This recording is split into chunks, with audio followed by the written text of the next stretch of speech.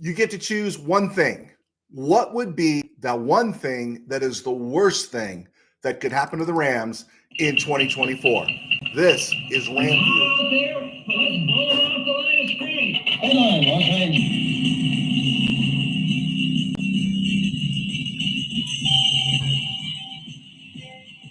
Live from the Ram Cave, I'm Joe Terosian, and this is RamView, the May 20th, 2024 edition, brought to you by Kistler Law Firm. Injured in an auto accident? Need help? Got questions?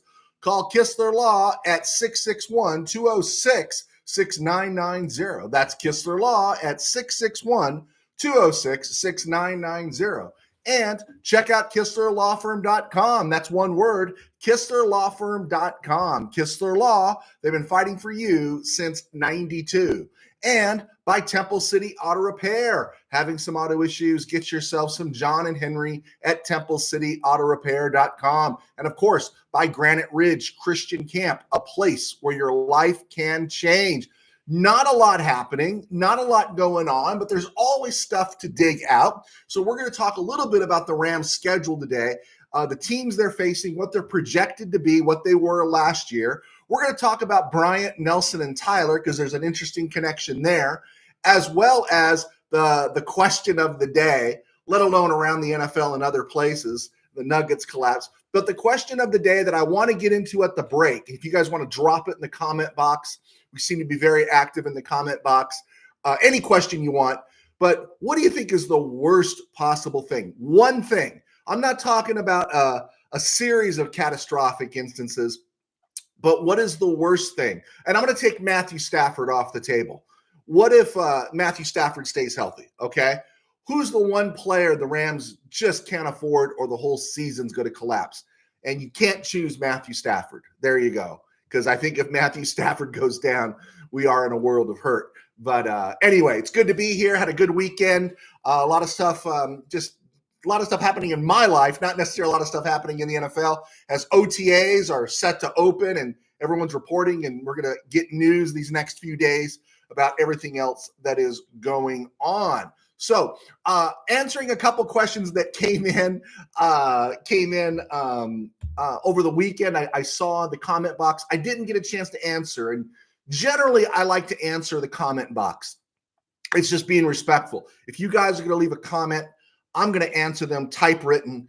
And I apologize for not getting to them. I saw three questions. One was I have no sense and Kelly Stafford's right. And that's okay. You can believe whatever you want. That's okay. We'll move on from there. But one question, a couple of things I thought was interesting is someone brought up Ricky Hollywood. And I've completely lost track of Ricky Hollywood. I don't even know where you have to go to find Ricky Hollywood. Is she still out there? Is she still doing her thing? And I don't know. So, yeah, I wasn't into it early on. And I'm kind of picky about who I listen to. There's certain people I listen to. I do try to get as much what other people are talking about, so I don't stray into their lane, or to make sure, hey, are we on the right track on this? I do like to hear what other Ram content stuff is out there, but Ricky Hollywood is not one I have kept track of, and so I can't really answer that one. The other one that came up was, why aren't more Rams in the Hall of Fame? And I have addressed that off and on throughout the whole time of the show, that I think it really comes down to Super Bowl appearances. I really do. I had that come up sitting in the Kistler Law Firm office the other day with Paul Kistler about, if there was Rams pick off another Super Bowl appearance prior to Super Bowl 14, they win against Dallas in 78. They don't get bounced in 77 in the Mud Bowl. They start James Harris in 76 in Minnesota instead of Pat Hayden. They beat Dallas at home in 75. A couple of things don't happen in 74 in Bloomington or in Metropolitan Stadium, and things are different. The Rams pick off a Super Bowl appearance. If the 69 team started off 11-0, didn't have that collapse down the stretch, right? If they pick off a Super Bowl appearance, then a lot of those Rams are getting consideration. Would I like to see Roman Gabriel in the Hall of Fame? Of course, I like Roman Gabriel. I want Roman Gabriel in the Hall of Fame. I think he's Hall of very, very good. Maybe not just very good, but very, very good. He might not be a Hall of Fame guy. I get the feeling, though, based on what I've seen and knowing how the NFL acts in concert with the KBM. You know, Tom Flores won his last Super Bowl in 1983. It took them close to 40 years to discover that Tom Flores is Hispanic, right? He wasn't worthy of being in the Hall of Fame after he won his second Super Bowl, you know, and everything. But boy, we just discovered he's Hispanic, so we need to put him in the Hall of Fame. I have no problem with Tom Flores being in the Hall of Fame, but I thought the 40-year wait was kind of ridiculous. And I've seen a lot of stuff lately on Roman Gabriel, first Filipino Asian American quarterback in the NFL to start in the NFL. I've seen it all over, and I get the feeling somewhere down the road here, for all the wrong reasons, they're going to put Roman Gabriel in the Hall of Fame. And I'm not going to complain about it because he played in a tougher era. He played in a different era where it wasn't about stats, it was about leadership and everything. And he played for an organization that was kind of messed up the first half of his career.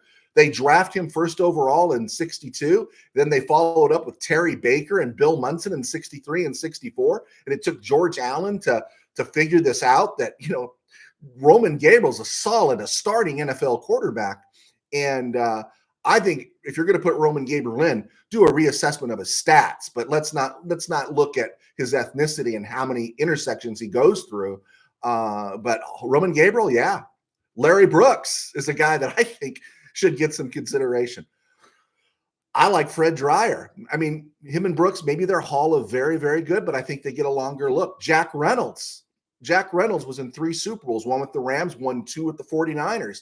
This guy was a consummate pro, and he wasn't flashy, but you know what? I think he was better than Robert Brazil. I think he was better than Andre Tippett. You know, Tippett's on the edge, of course, but outside linebacker, of course. But I just look at some of the guys that got in, and I'm like, are you kidding me? Are you kidding me? You look at some other players out there and coaches that have gotten in. Bill Cowher, are you kidding me? Bill Cowher was put in almost 15 years before Tom Flores. Yeah. So who knows how that's going to work in the NFL? I could see Gabriel getting in. You know, who are some other guys? I think Cromwell deserves a look, but he kind of falls in that Eddie Meter category where, you know, I don't know if he's going to get in. I think Henry Eller deserves a look, but there's such a glut at wide receiver that I don't know if he's going to get that fair look. The Veterans Committee finally push him across the finish line. So yeah, there's a lot of guys there that they really need to get a second look. He was only a Ram for a short time. London Fletcher should be a Hall of Famer, and that should have happened a long time ago. So yeah, more Rams. If they had been in the Super Bowl, they had picked off a couple of more. Another Super Bowl appearance there in the 70s, maybe picked off one in 69. 67 might have been kind of tough. First year back in the playoffs, going to Lambeau. Then I think, yeah, definitely you would be talking Hall of Fame. All right. I usually save this kind of stuff for back into the show when we do this date in Rams history. But May 20th is a big day kind of in Rams history. And it involves Cullen Bryant, Terry Nelson, and Wendell Tyler. Does anybody know what their thing is? They were all drafted by the Rams. Cullen Bryant, 2nd round in 73. Terry Nelson, 4th round in 73. And Wendell Tyler in 77 out of UCLA. I think he was 3rd round. I'll let Steve Ramirez correct me, even though I'm a big Wendell Tyler fan. But here's the interesting thing. All 3 were drafted by the Rams. All 3 played and contributed in Super Bowl 14. But did you know they all share the same birthday? They were all born on May 20th. Cullen Bryant and Terry Nelson were both born on May 20th, 1951. Wendell Tyler was born May 20th, 1955. Cullen Bryant passed away a number of years ago. Terry Nelson is 73 today, and Wendell Tyler is 69 today. I thought that was interesting that those guys were all, and in a slow day for Rams news, I thought that was interesting to put out there. Cullen Bryant, we know, was a defensive back out of Colorado, the Rams drafted, but he was such a truck and he could run so well, they converted him to running back. And my first Ram game was in the Times charity game in 1974. My birthday is August 9th, and I think the game was played August 9th. It might have been played August 8th or August 10th. I'd have to look that up. But the Cowboys beat the Rams. I think it was 13-6. But the game was tied 6-6, and late in the second half, I don't know if it was Craig Morton or I don't think it was Stahlback, and I don't know, maybe it was Clint Longley. I don't know.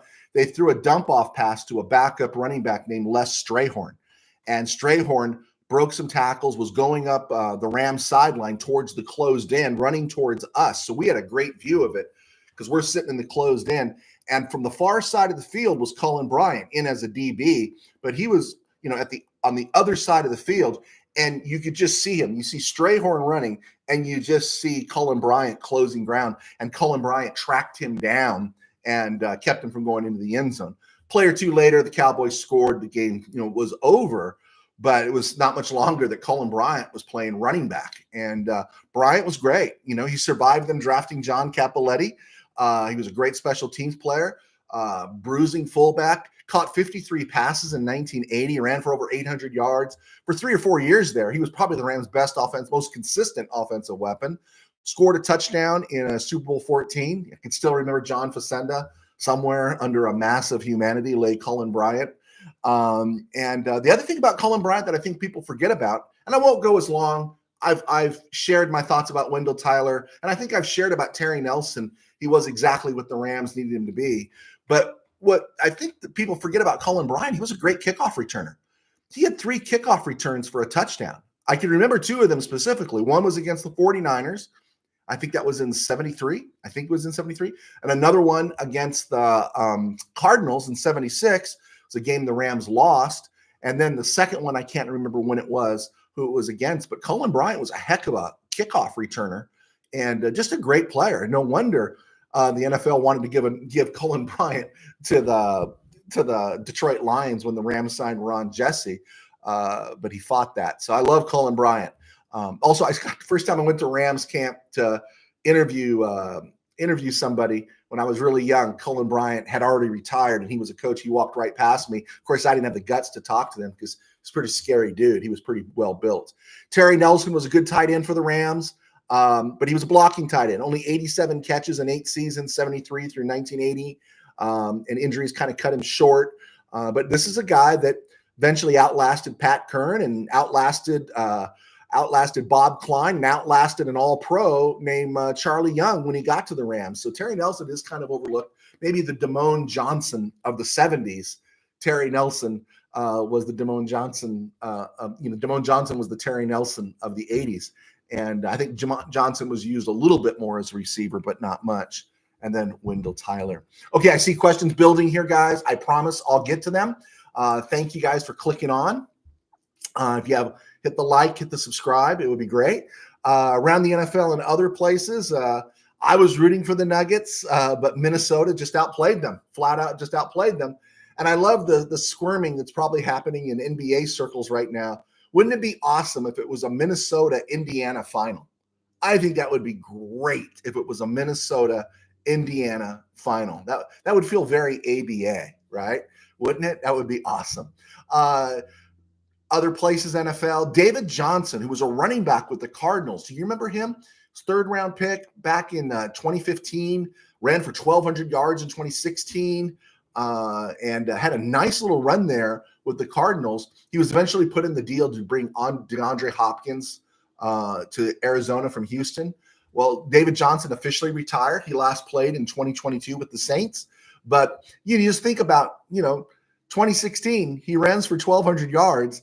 And okay, thank you very much. Career is over. He's probably about 31 now, 32, and it's over. It's all over, and just shows how quick everything can come to an end. Even though 8 years in the league as a running back is pretty good. CeeDee Lamb because of his contract. T. Higgins because he's franchise tagged with the Bengals. Likely those players will not be present for the Cowboys and Bengals. But Rashee Rice is in the house for KC. I wonder what his beliefs are. And that's just me having fun. Tank Dell is healthy and ready to rumble for the Houston Texans. So good for them. I think the Texans are going to be far better than people think. I don't know if they're going to have that second year letdown. And then, of course, the news that broke, I believe yesterday, because that's the date they're putting, is Jim Otto, the Raiders center, passed away at the age of 86. And Otto was only 36 when he retired after the 74 season. I remember looking at him on the field, and I thought this dude was positively Jurassic, right? He was just ancient looking. But he played 15 years for the Raiders from the inception of the AFL all the way through the merger through 1974. Never missed a game. I think he was 210 games, 210 starts. Played every game that was played every week of every game that was played while the Raiders were in the AFL. 12 Pro Bowls, 9 All-Pros. And he was only 36 when he retired. But again, like I said, he just looked ancient wearing 00. And then, you look at his career. I've seen him interviewed a bunch of times. I saw some documentaries that included him, Roger Stillwell, and some guys' injury career and how everything was going on in their lives. Saw that was pretty young, and said that Otto ended up having over 70 operations in his life.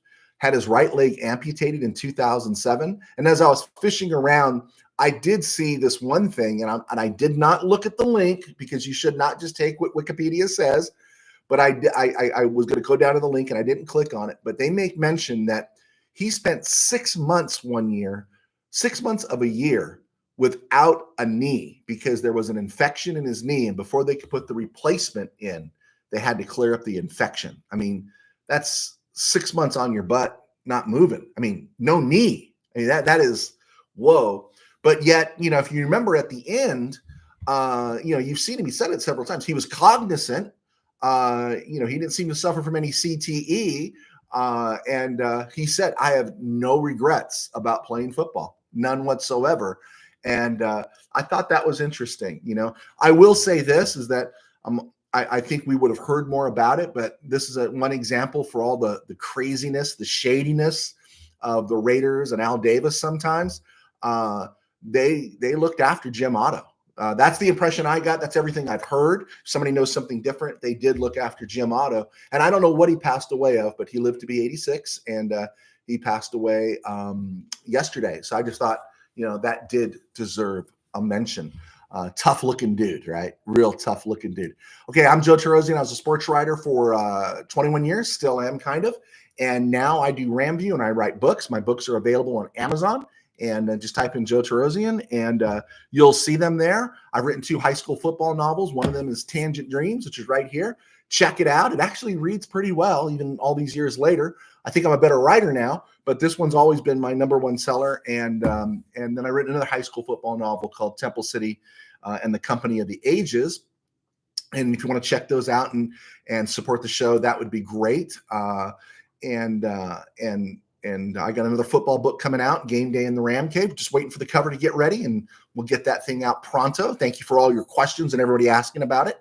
But I write books and I do RamView thanks to our sponsors at Kistler Law.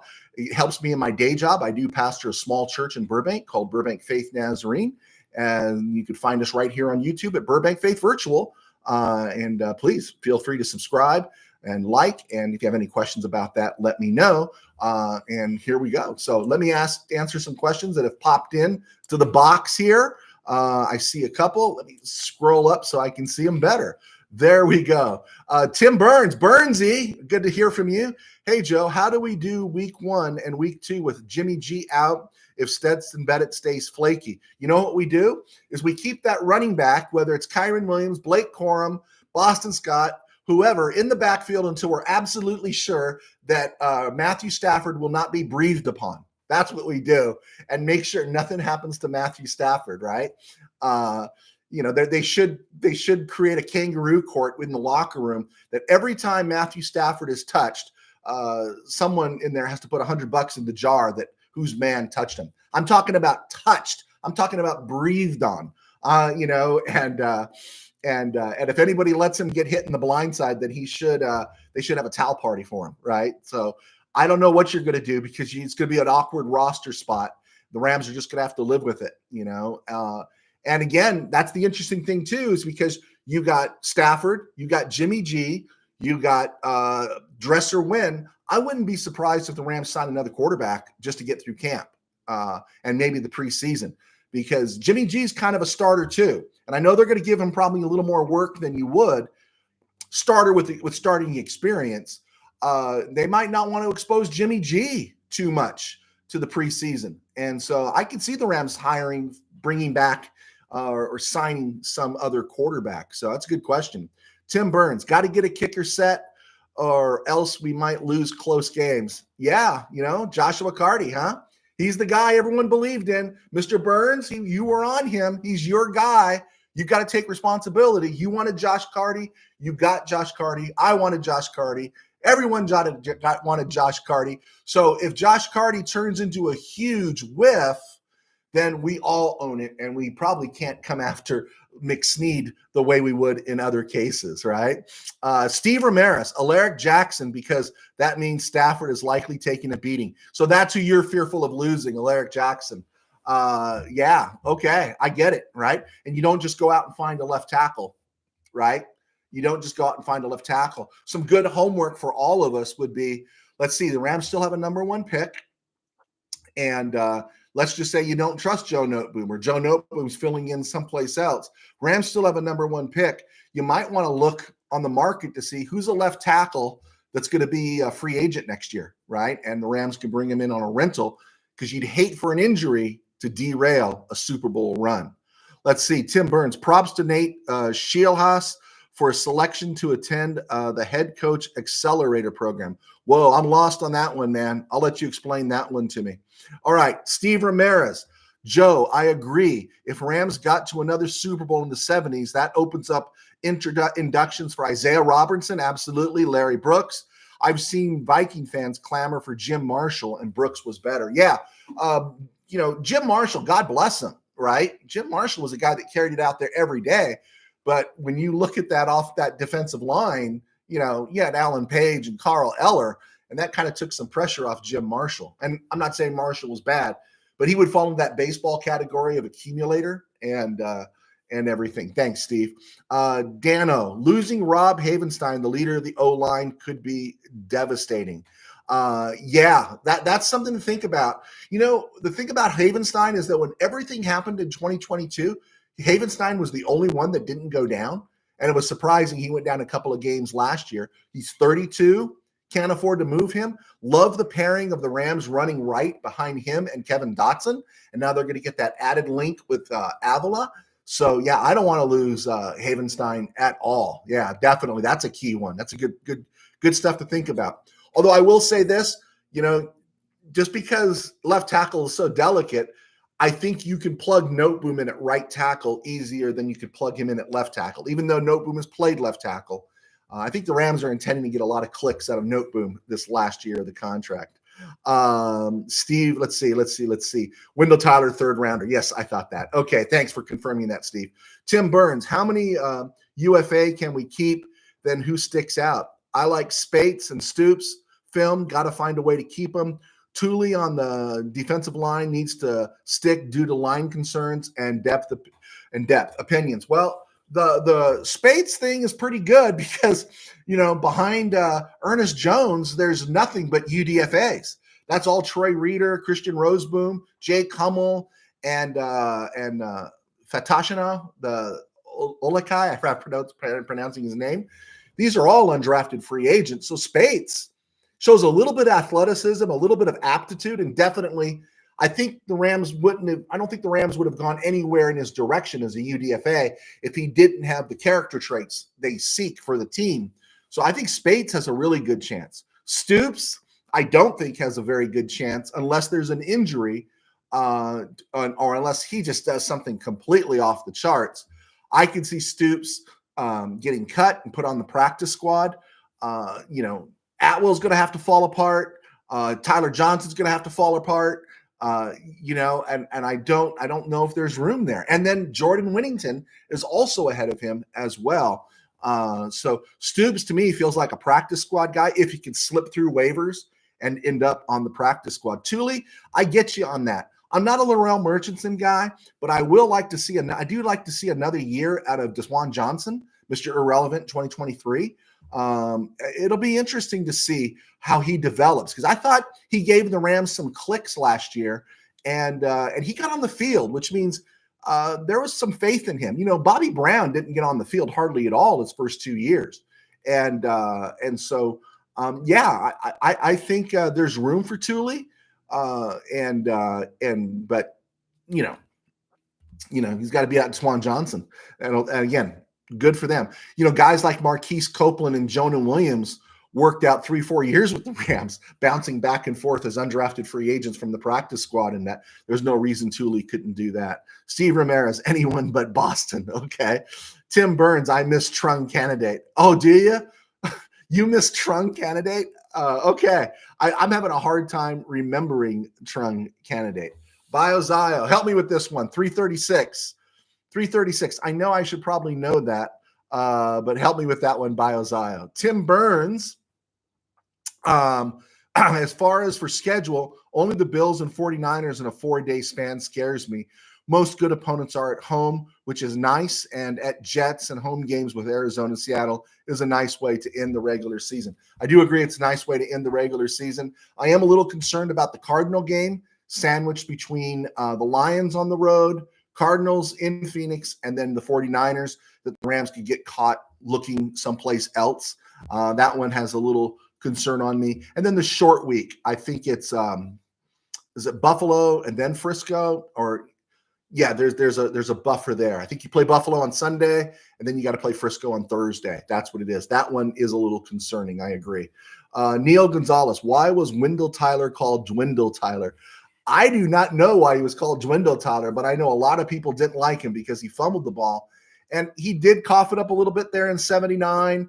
But you know what? When the Rams needed him, he didn't cough it up in those moments. He didn't cough it up in a critical moment. If I remember, Wendell Tyler got knocked out of Super Bowl 14 like 3 times. He had to leave the field, but he came back all 3 times, right? And if you want to hear a loud noise, you should have been in my house when he broke off that 49-yard run in the first half against the Steelers, where he's just zigzagging out of everybody. That's a career run, right? It was just this beautiful run, and it's captured by NFL film. So I hope Wendell Tyler is watching that today and being a little bit satisfied with his career, because he did get a Super Bowl ring. Okay, guys, keep throwing stuff out there. I'm going to check out. I'm going to check in this before we finish the show. Like I said, we don't have a ton of stuff today, and we will be going probably not going as long as we normally do. Neil Gonzalez, Ernest Jones, I'd be worried if we lost him. I fully agree. We've talked about his contract, but just what he gives us, I think he is, and I'll take correction. I think Ernest Jones is the spiritual leader of this defense. This guy was knocking down passes in Super Bowl 56. This guy's been around. He's been under tutelage. Aaron Donald in front of him alongside Bobby Wagner. The Rams obviously believed in him because he was the last linebacker they drafted with any significant draft capital. And so I love Ernest Jones, and I think he could be utilized even more as a pass rusher. We saw that last year. And so, yeah, I'm very pro Ernest Jones. Okay, guys, I'll come back to the questions here in a second. Rams update. Lucas Haversick, cut last week by the Browns, has been re-signed by the Browns. All right. Something to think about regarding the Rams schedule. I went through that list. The Rams get home and away with 49ers. Then, of course, they're on the road with the Lions, and they got the Packers, the Bills, the Dolphins, and the Eagles at home. But these teams, the 49ers won 12.5 games last year, 12 games, 5 losses, not and a half.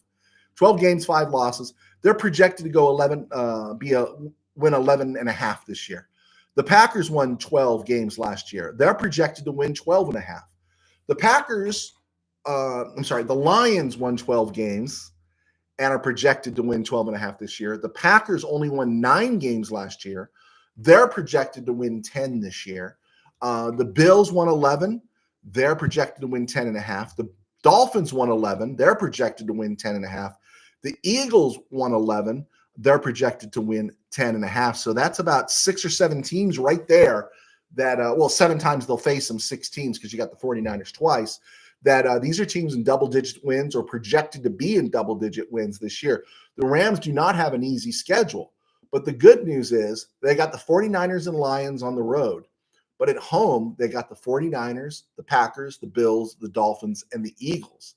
The key thing here is, can the Rams establish a home field advantage? That's it. Can they establish a home field advantage? I've heard SoFi can get real loud, but we also know Ram fans are, Ram fans are Ram fans. We've already had that conversation. Packer fans are traveling well. Lions are a huge bandwagon.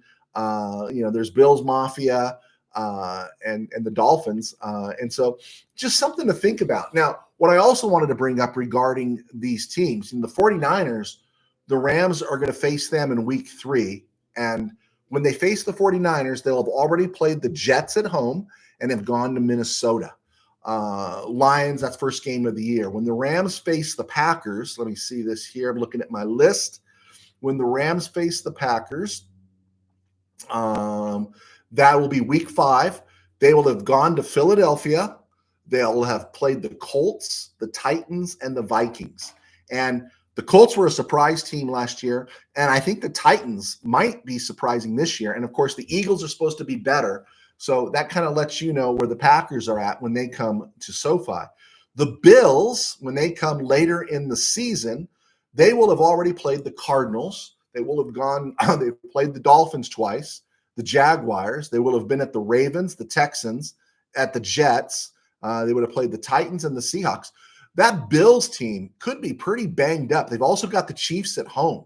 That Bills team could be pretty banged up by the time they get to LA in December for week 14. Again, just putting some of that out there. The Dolphins come in week 10, and they're going to come after they face the Jaguars, the Bills. They'll have gone to Seattle. They will have played the Titans. They'll have gone to the Patriots, the Colts, the Cards, and then, of course, at the Bills. And I'm not a big Tua fan. Tua doesn't scare me. So that Dolphins game is not something that's got me worried. The Eagles game is a little bit interesting because I'm not a huge Eagles fan either. But the Eagles come, late November, week 12, and it's the Eagles. They will have gone to the Packers. They'll play the Falcons, who are supposed to be better. The Browns, who should have a good defense, if not a good offense. Giants feels like a cakewalk. Bengals feels a little sus right now because you don't know what the receiving situation is.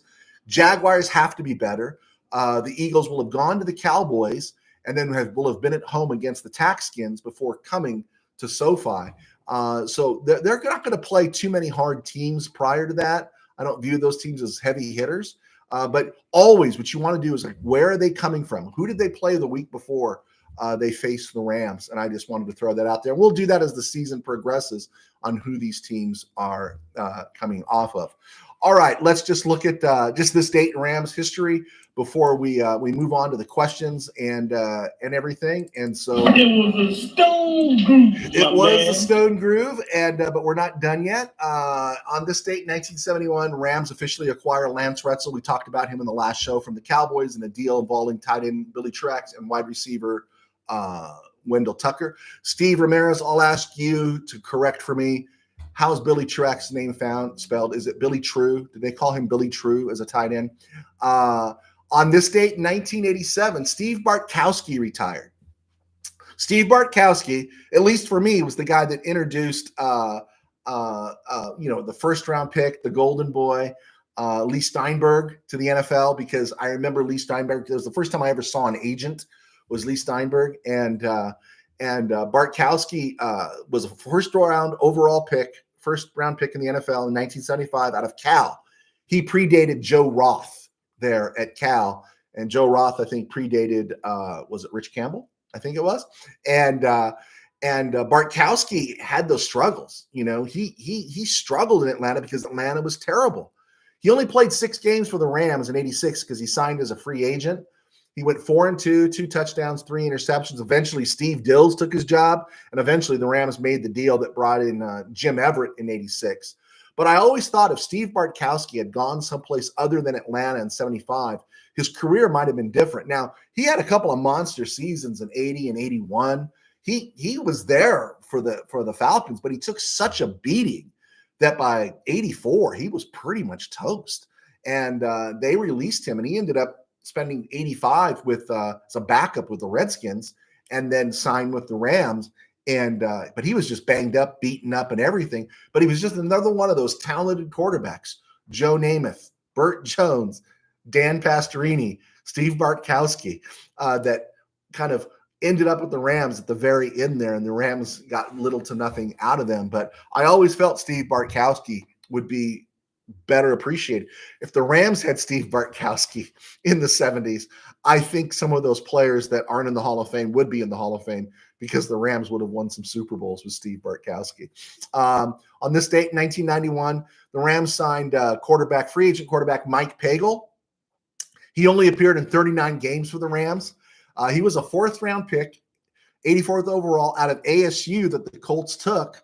And I bring this up because he started 4 seasons for the Colts as Art Schlichter. We talked about Art Schlichter in an episode last week because it was the Rams trading that allowed this to happen, that allowed the Colts to take Art Schlichter. Art Schlichter was flaming out with his gambling issues, and Mike Pagel never should have been a starting quarterback in the NFL. Classic backup, but he started 4 seasons for the Colts because of Art Schlichter and his disaster.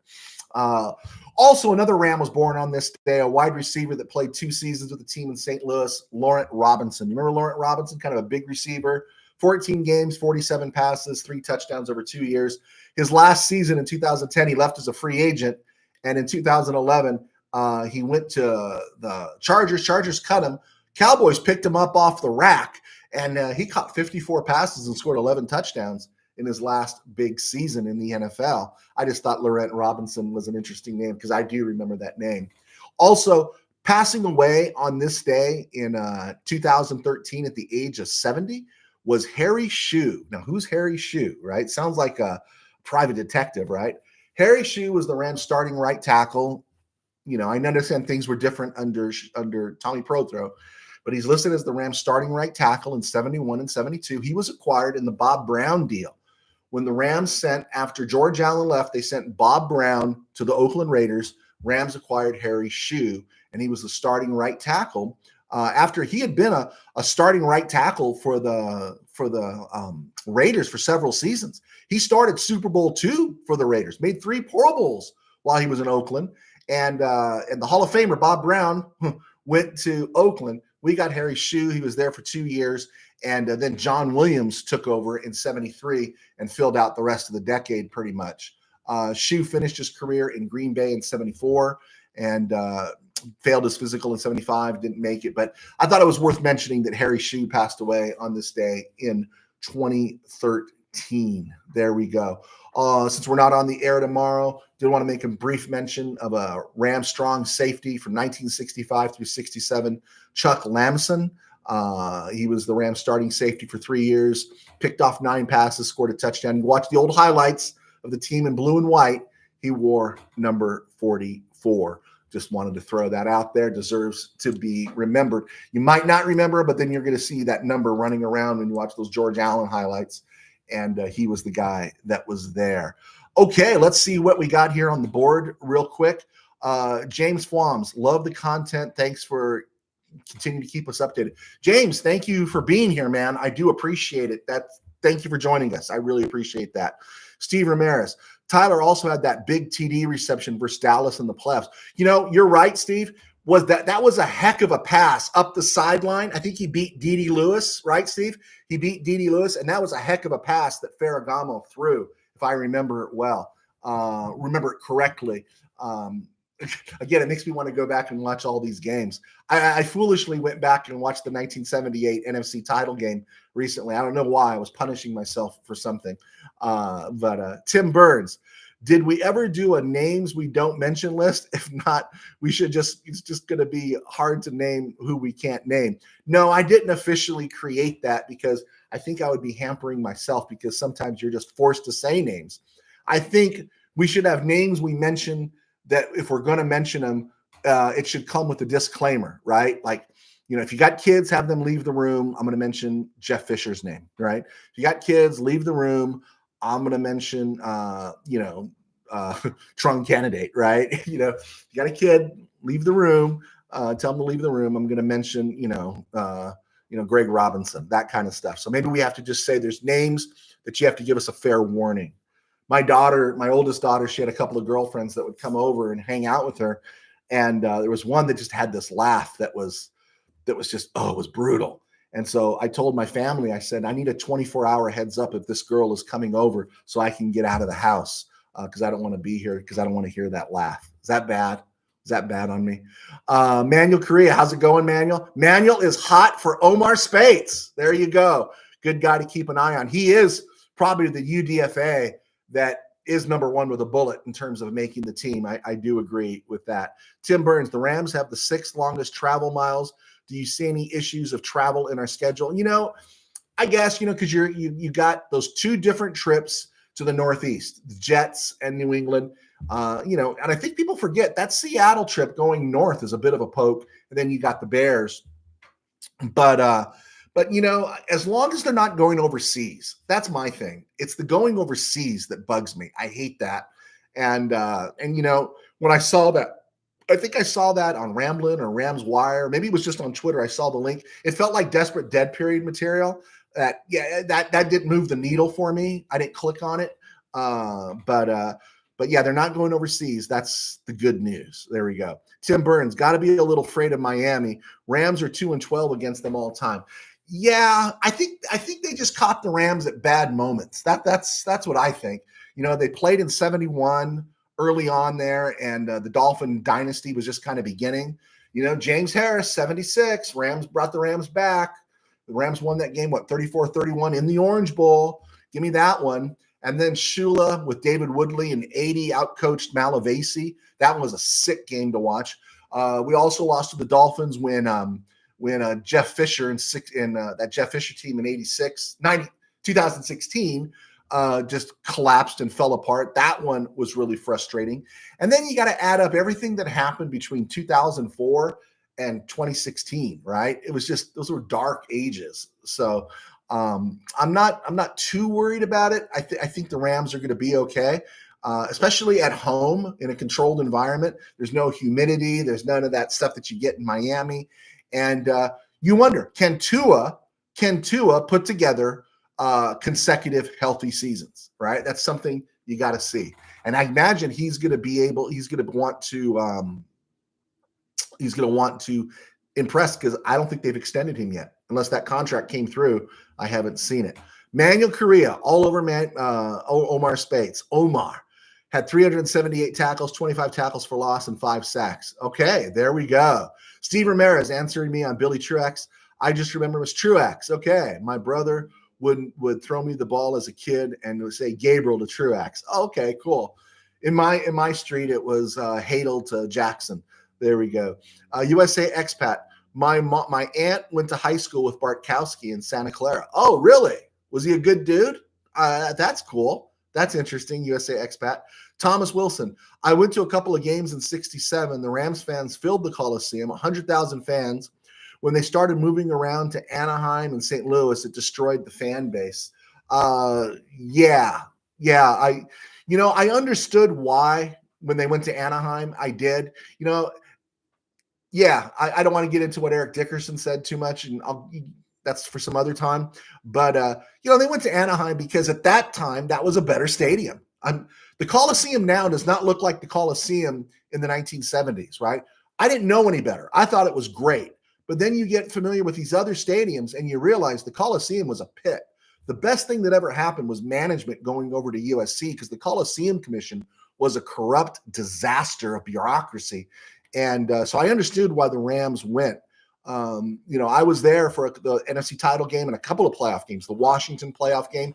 And you're right, I think they were at 90,000 and stuff. But yeah, it was pretty powerful, all those people there. And heck to get out of. And we were taking the bus and stuff. But those are good memories, Mr. Wilson. That's awesome that you were there. Yeah, Anaheim, everything was kind of changing by the time they got to Anaheim.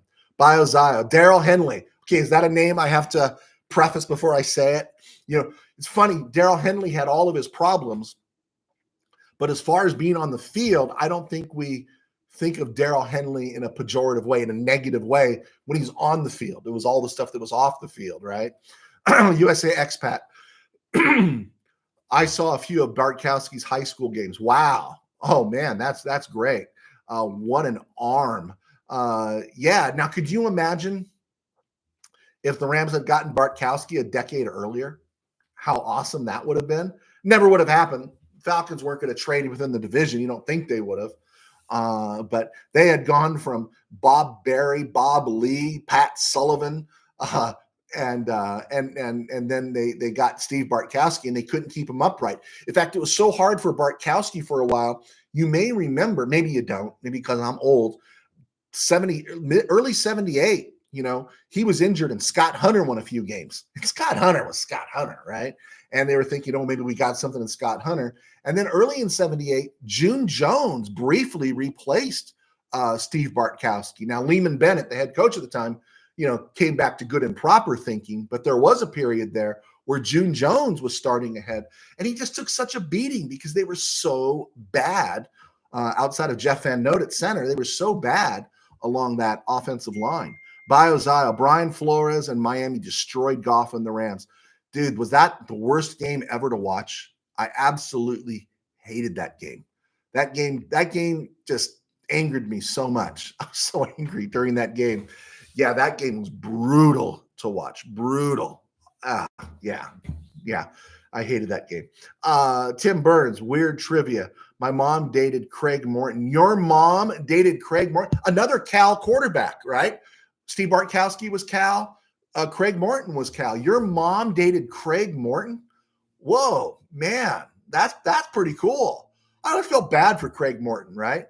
They win Super Bowl 6, Staubach starts. They lose Super Bowl 5, Morton started. And then Morton's going to get his revenge in Super Bowl 12 with the Broncos. And, of course, Harvey Martin and Ed Tutal make a sandwich out of him. But Craig Morton could deliver the ball. Would Craig Morton – someone with better eyes than me, I'd have to go back and watch it because he wasn't really super mobile. Could Craig Morton be the Jared Goff of the 1960s and 70s? Could Craig Morton be Jared Goff from 40 years ago? Something to think about. What did your mom say about Craig Morton there, Tim? USA expat. Best high school arm I ever witnessed was John Elway and his infamous Elway cross. Wow, you saw John Elway. Wow, that's pretty good. That's pretty good. You saw John Elway in high school. I remember hating Elway. I kept hearing about him at Stanford. All you did was hear about him. And it's like, dude, do something first. And then he was going to play with the Yankees. Smart move on his part by not going to the Colts. And then, I just didn't like the anointing, right? I hate it when they anoint somebody before they ever do anything. Like, I used to watch tennis, believe it or not. And they kept talking about how great Andre Agassi was, and he hadn't even won a major. And then after he won the major, it was like, okay, I'm going to back off. After Elway had the drive, it was like, okay, I got to back off a little bit. And then, and then it became like, oh, he can't win the big one. But that was unfair. That was really unfair. But because Elway was great and stuff. But yeah, I used to hear so much about him. Oh, we all did. Tim Burns on Craig Morton. My mom said he was boring. Okay. He seemed like a boring player too. There we go. USA expat Elway was also an awesome high school baseball pitcher. Was he going to pitch in baseball, or was he like an outfielder? I'm curious. When the Yankees had him under contract in the minor leagues, was he an outfielder or was he a pitcher? I'm not sure. USA expat could share stories of Elway and Ronnie Lott has single bachelors on the town. Okay. I might have to do that with RamView after dark there, USA expat. But you're talking Ronnie Lott, man, better safety tandem ever in the history of college football than Ronnie Lott and Dennis Smith.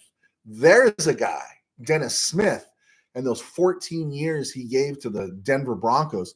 That's a guy that deserves a Hall of Fame look. I really liked Dennis Smith. There we go. Okay, guys, I'm going to stick around for another minute and a half here until we get to the 50-minute mark, but I'm not going to push it much past that. I think I got through everything I wanted to get through today. Tim Burns, my college roomie, brought home Will Clark. Was Will Clark, I don't want to say it, but was he kind of a douche? I heard some people say that Will Clark was just so cocky, he was hard to be around. I do have a story of my brothers from my dad's I think you guys don't know the story. My dad was married 8 times. My mom was married 3 times. I'm from my mom's 3rd marriage and from my dad's 2nd marriage. In my dad's 3rd marriage, he had 4 kids with a wonderful woman, and those kids he had are just like my brothers and sisters. So I have 2 brothers that grew up in the Santa Clara area, and they're huge Giant fans. They still are to this day. And they used to go down to Candlestick all the time and watch the Giants play.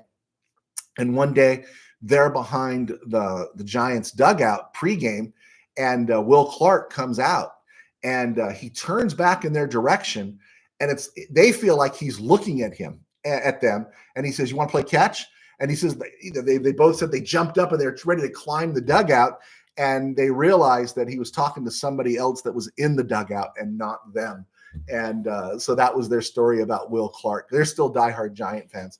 I had a great run giving them a hard time until they won 3 titles in 5 years. So there we go. Let's see. Tim Burns, anointing LBJ is a reason I never liked him, even in the bubble title. Yeah, there was stuff to that. I agree. There was stuff to that. And then you could always say, well, he needed Dwayne Wade. He needed Dwayne Wade and Chris Bosh. USA expat. Let's see. I'm sorry. My college roomie brought him on. Bioza. How old is that Rams helmet behind you? This is 1972. When we were kids, if they used to sell you this box at Gemco or Thrifties or something, and it was a box with your team. Mostly they were all Rams. I had a Charger one briefly, but they would have your team in there, a pair of football pants, and a home jersey. And you would get a helmet like this, and then you'd get a jersey. And the jersey that I remember was always 44. It's always Al Clark's number, which I guess was Chuck Lamson's number in the 60s. And then the white pants, and then you get some shoulder pads. And we would play football on the street or at the park with them on and stuff. And it was just all for show, not for go, because you get your bell rung in that thing, and it's brutal. This one helmet actually belongs to, it's on loan from my friend Tim Peterson and the guys from Mid-Valley Sports. And this one was his. And so, yeah, he got this 71 or 72. And we've used it on every set. We used to do the old Mid-Valley Sports show. I think that helmet's been on every set we've ever had. And then when I started doing RamView, he allowed me to keep it. And so, I should auction it off, but, I don't know if he'd want me to do that. Let's see. Biozia. I had a Rams helmet lamp. There you go. Tom Wilson. Didn't Ronnie Lott play high school football in the Inland Empire? I cannot tell you for sure. I do not know. I do not know if he played in the Inland Empire. I just know Ronnie Lott was great. Biozia from 1973 from my dad. Okay, because 73 is when they went to that helmet behind me and everything. There you go. Tim Burns. Will Clark was engaged at the time, so yes, a douche. Okay. He was a douche, right? There you go. It's a terrible thing to say now because everyone thinks it's awful, but Will Clark had that great swing, right? A little bit of a Bellinger swing, kind of that looping swing. I know I'll take Will Clark over Bellinger, but at that same time period, the guy I liked better than Will Clark was Rafael Palmeiro. The guy that got busted for doing roids after saying he didn't do any roids, right? Let's see. Biozio answers it. Yes, Ronnie Lott went to Eisenhower. Okay, there you go. All right, guys, we have hit the 52-minute mark, going to 53. I should let you go. Appreciate you guys. 17 of you live with me right now. And Junior had the best swing. Had a good swing, Tim Burns. Kenny Landreau. Kenny Landreau had a good swing. Alhambra guy. Kenny Landreau. Okay, guys, thank you for clicking on. Please hit like. Please hit share. Hit subscribe, share it with your friends as we just continue to build our footprint here. We will be back on Spotify soon. I just have to start all over again. Just had some glitches there. It was kind of brutal. But anyway, we're going to do that. If you have any questions or anything, drop them in there, and we will go forward. Willie Bowen, thank you for clicking on. No injuries, and the Rams will be dominant this year. Okay, guys, God bless. Take care, and I'll see you on Wednesday.